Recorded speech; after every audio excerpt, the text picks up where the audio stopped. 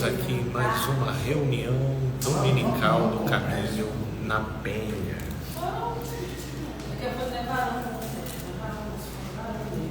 É varão?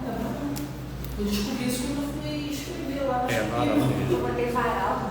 Não, varão. Varão valoroso. Varão valoroso, Eu não sei quem pegou o termo de quem. Tá. Se a tapeçaria pegou do meio pentecostal ou do meio pentecostal pegou a tapeçaria. Mas vamos nós. Filipão, não sei se você quer começar, levanta a bola pra gente aí. Na semana passada a gente conversou, parte da conversa acabou resultando numa mensagem da nossa relação com o sofrimento, que a gente até conversou sobre a gente não ter ansiedade, entregar nossas ansiedades na nossa esperança em Deus. E eu lembro que você chegou a comentar que isso era no âmbito pessoal, que a questão do sofrimento de maneira geral se explicava de outra maneira. Não sei se você lembra mais ou menos quando a gente teve essa parte da conversa. Mas eu ainda não consegui capturar o contexto. Então vamos lá. Você tinha conversado com a gente que o nosso sofrimento tem propósito. Que a gente não está largado no mundo. Ok. Que quando não for um propósito para o nosso crescimento espiritual, pelo menos eu entendi da mensagem, ele nos direciona para um propósito para o reino. Ok. Mas que tem a questão do sofrimento da humanidade de modo geral, está relacionado a outras questões que não se explicavam por aquilo. Ok. Aí não sei se vocês conseguiram entender mais ou menos, porque a minha dúvida qual seria a explicação para esse sofrimento de um modo geral? Assim, a gente sabe que é o pecado, a nossa rebelião contra Deus, mas existe um propósito para todo esse sofrimento da humanidade de um modo geral? A pergunta seria essa, se vocês conseguissem sintetizar legal. Olha, eu acho que nós estamos entrando num terreno onde a nossa melhor possibilidade de compreensão vai ser pela via do paradoxo. O que é o paradoxo?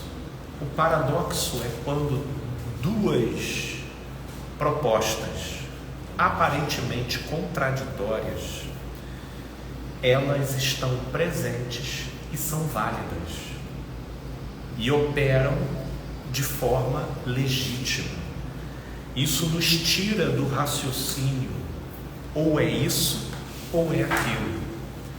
Dentro desse raciocínio do paradoxo, por exemplo, é a única forma de filosoficamente você se aproximar da compreensão, por exemplo, do livre-arbítrio e da predestinação. A minha etapa inicial de tentativa de entender esses mistérios da existência, onde ambas as propostas carregam fundamentos e elementos concretos e palpáveis de sua legitimidade, eu só fui pacificar quando eu abracei essa compreensão, não pelo raciocínio ou é esse ou é aquele, mas pelo raciocínio de uma forma difícil de se explicar. Ambos estão presentes.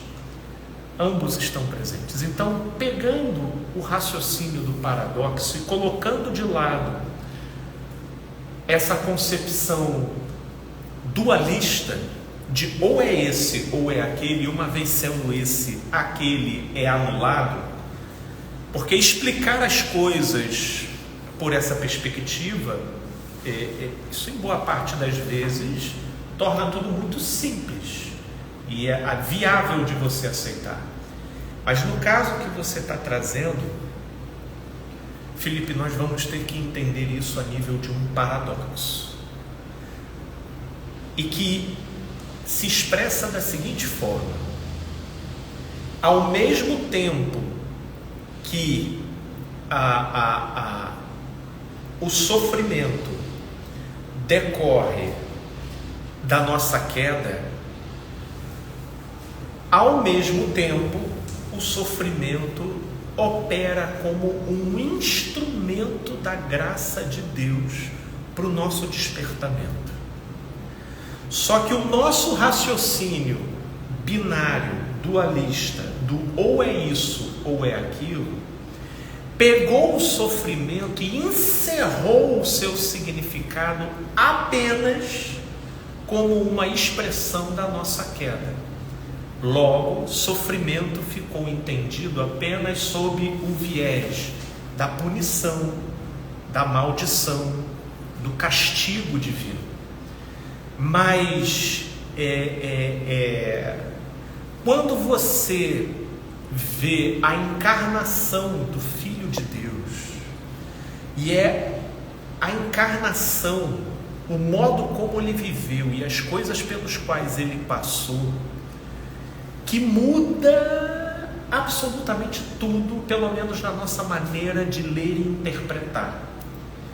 Sem Jesus encarnar, porque, por exemplo, com os pressupostos de sofrimento que a gente tinha e muitas vezes temos até o presente momento, se Jesus não encarnasse, a nossa concepção, tanto que foi a concepção de todos os contemporâneos ao redor de Jesus, ninguém pressupunha que Jesus, uma vez Filho de Deus, iria viver do modo como viveu, iria sofrer do modo como sofreu e iria morrer do modo como morreu.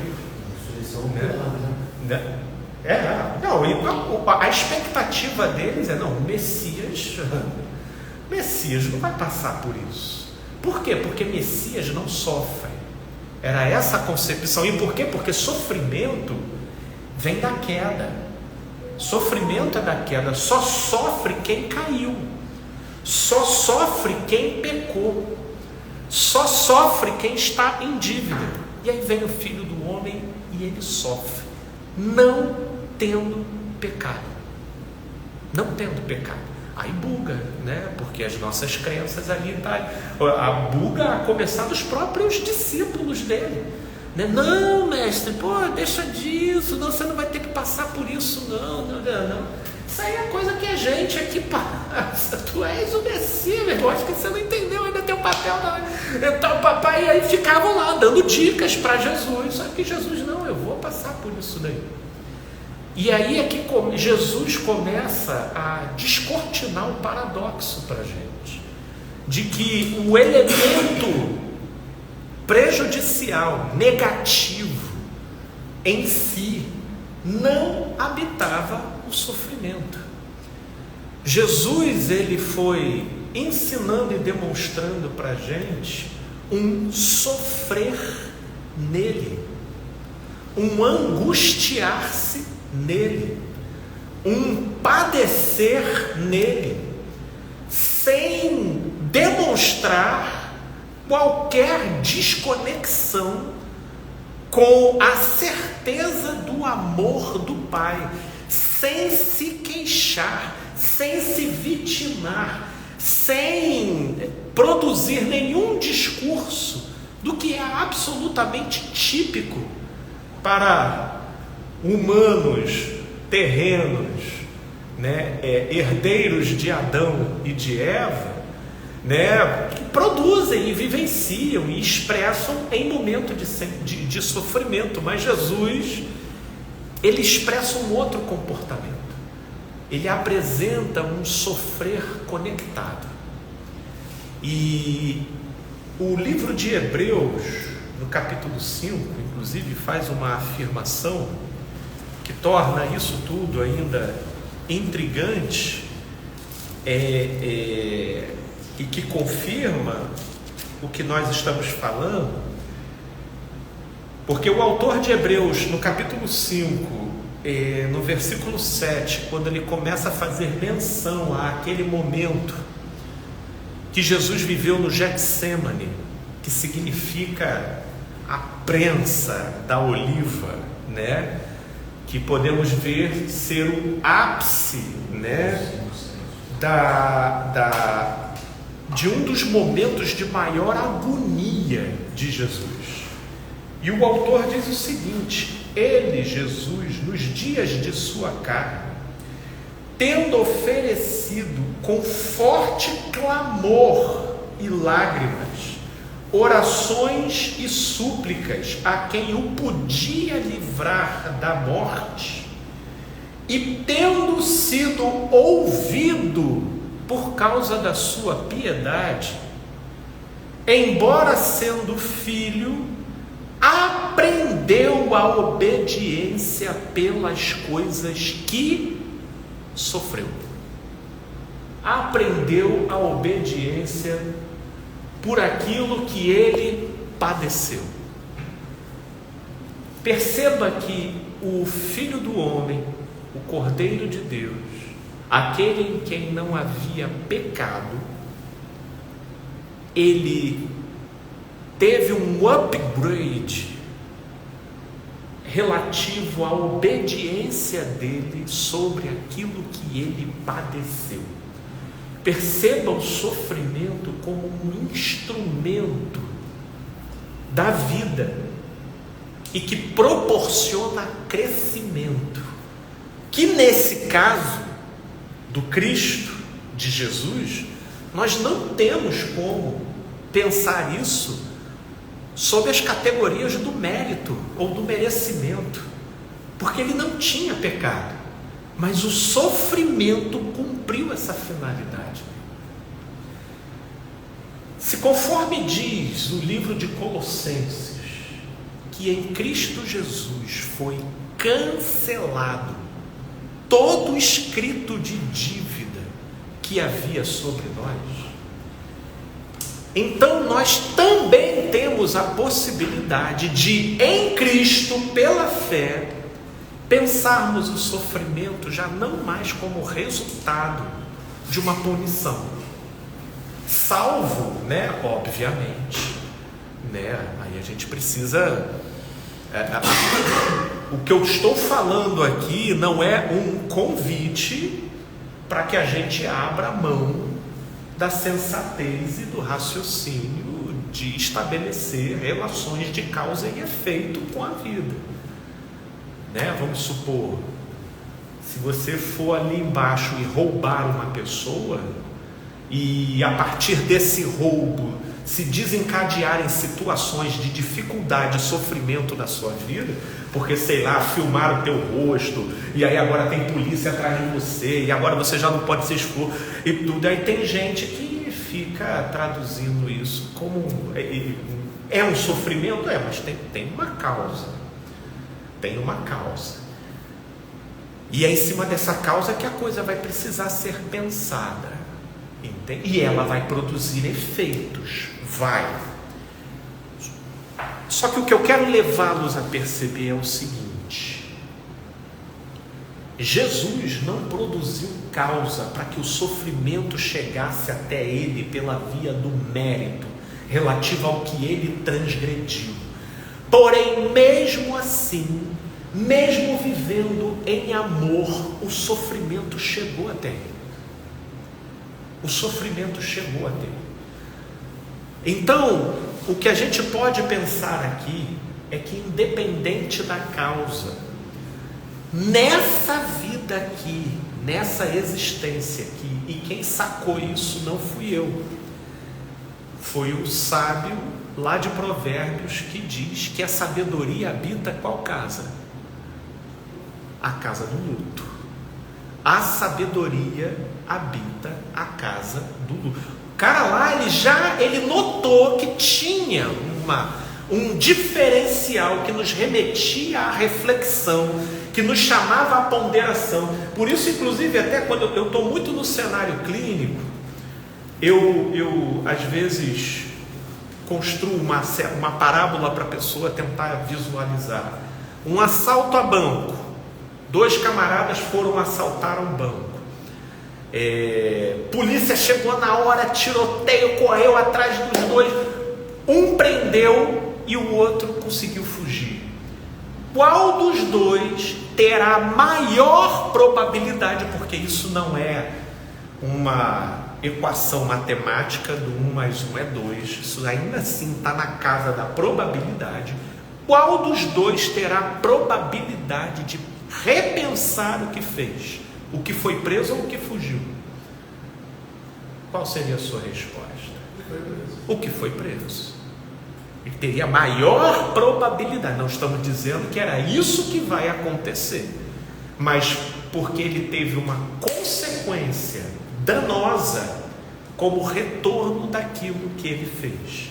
Já o outro que fugiu teve uma consequência com potencial de fomentar dentro dele a segurança de que ele sabe como fazer, e até quando dá ruim ele sabe como se virar.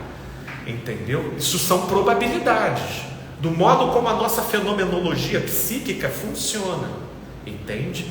Então vamos pensar que nós e o Cristo tivemos origens diferentes, mas nem nós e nem o Cristo fomos poupados do sofrimento.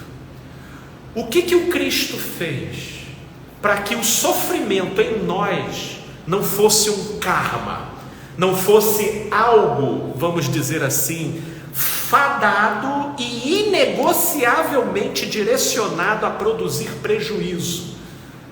O Cristo foi lá e pagou a nossa culpa.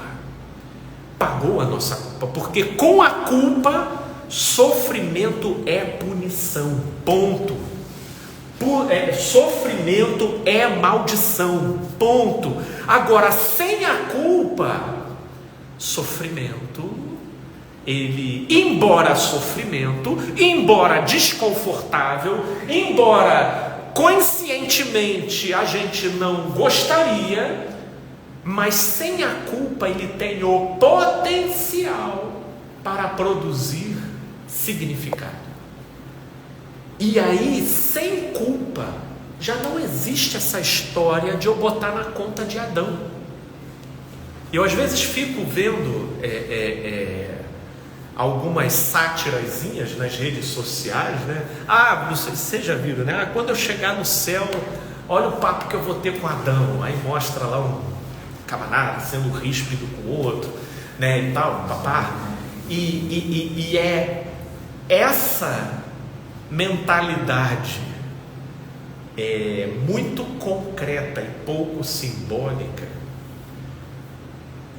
e que naquilo que não amplia o seu simbolismo de reflexão, acaba direcionando para Adão uma culpa exclusiva e que isenta o próprio sujeito de se enxergar. Porque se a gente for parar para entender, até na figura de linguagem que o apóstolo Paulo utiliza no livro de Romanos, né, falando sobre o primeiro Adão, né, sobre o segundo Adão, tipificando com isso o quê? Que Adão sou eu, Eva é você.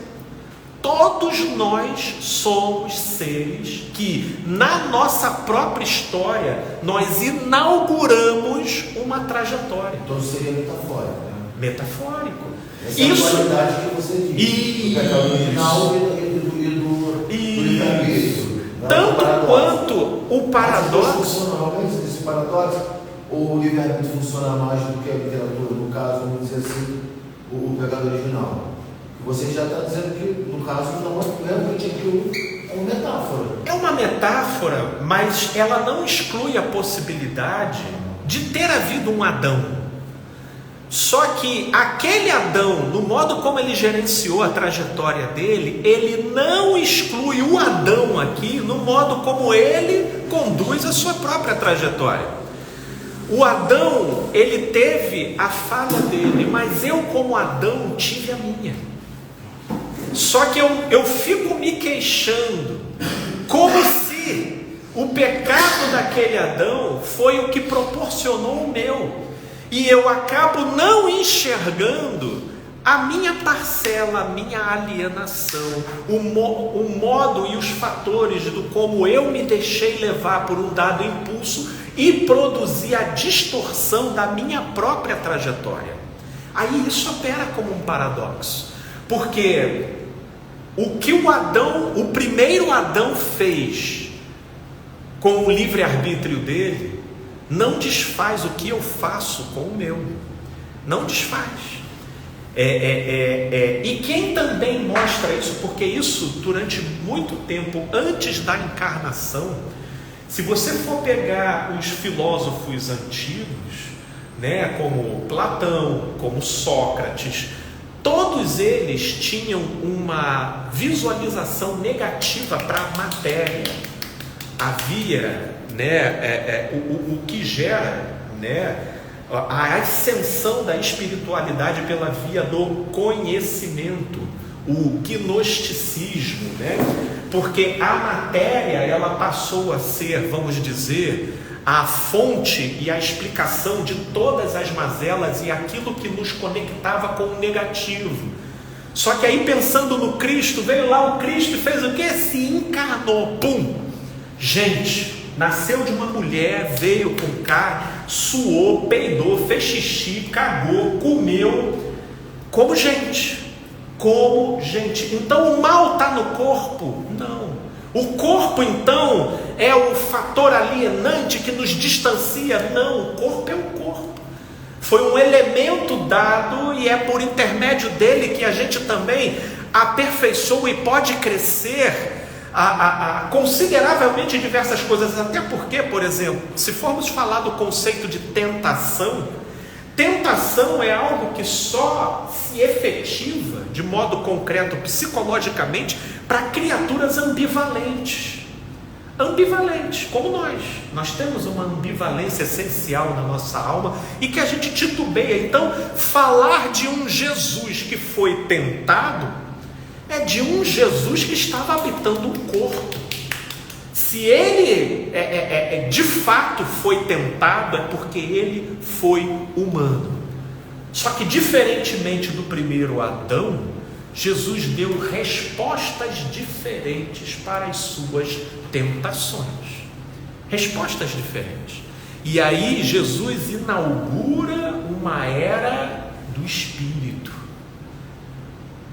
O primeiro Adão inaugura a era da alma vivente, do ser conectado aqui.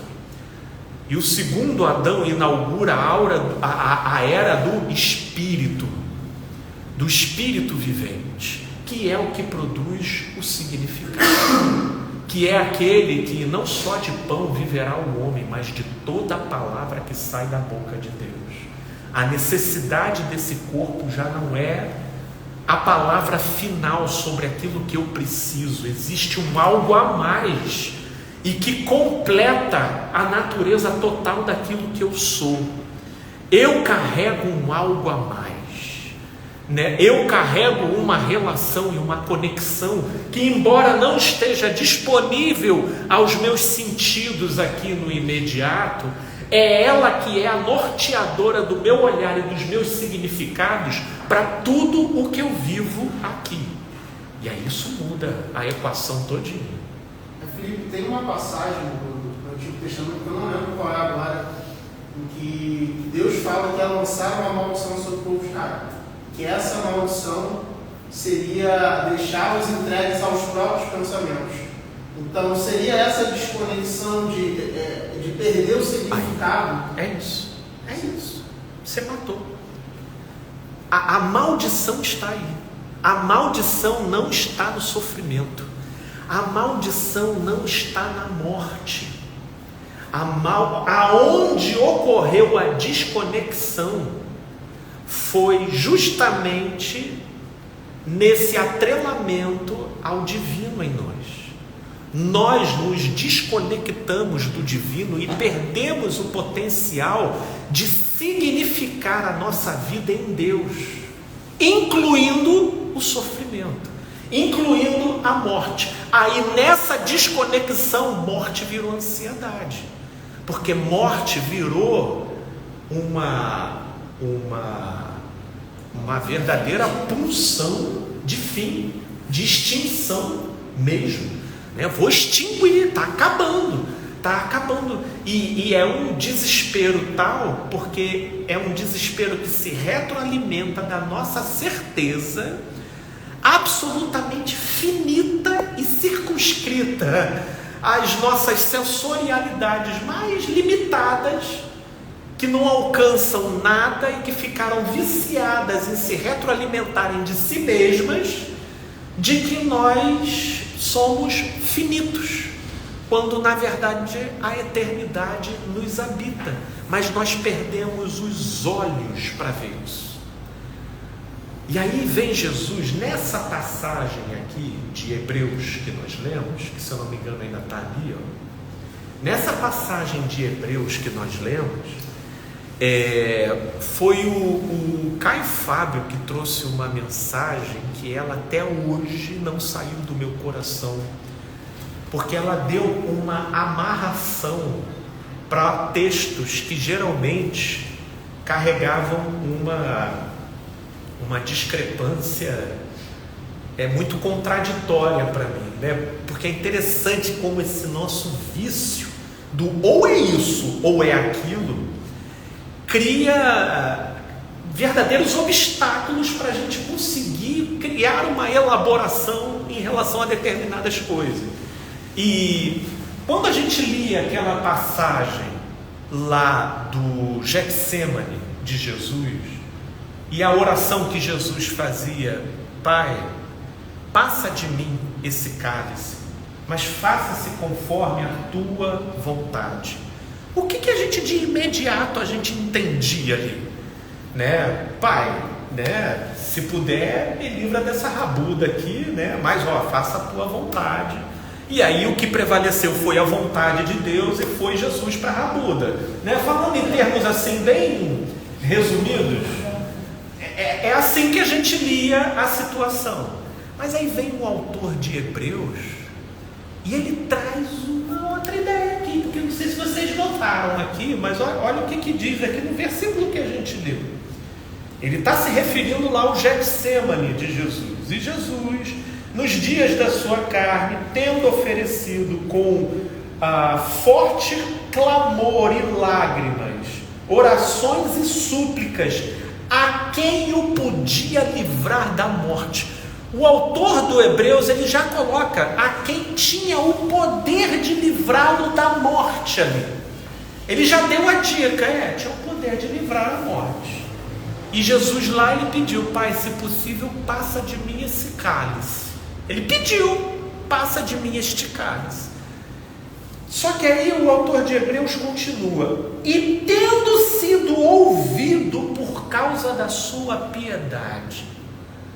Jesus foi ouvido, cara. Se ele foi ouvido e mesmo assim ele morreu, consegue entender que o Tico não bate com o teco aí? Ele foi ouvido, mas mesmo assim morreu.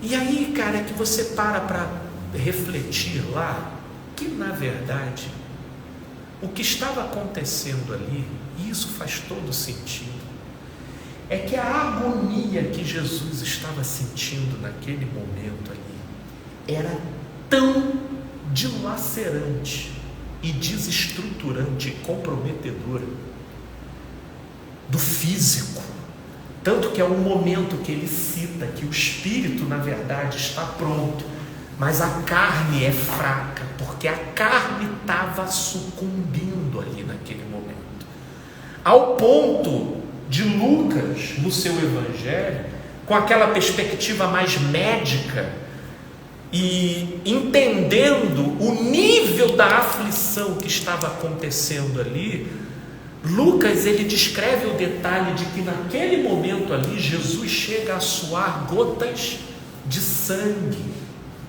Relatos médicos atuais e que estudam e já averiguaram esse fenômeno como tendo já ocorrido com algumas pessoas, relatam que esse é um tipo de coisa que, quando acontece, é raro esse fenômeno, acontece à base de muito estresse psíquico, é resultado, né, de uma psicossomatização decorrente de extremo estresse. Então, é o que Jesus está vivendo ali. Logo, o que Jesus pede? Pai, livra-me do cálice de morrer aqui. porque morrendo aqui, ficaria incompleto o que foi proclamado de que importava que o Filho do Homem fosse levantado, que ele cumprisse a simbologia, inclusive já enunciada por Moisés, quando da cruz e da serpente, que foi levantada para a cura de todos os povos. Mas o modo como Jesus estava sendo esmagado por aquele momento no Getsêmani, o corpo dele estava para desfalecer ali.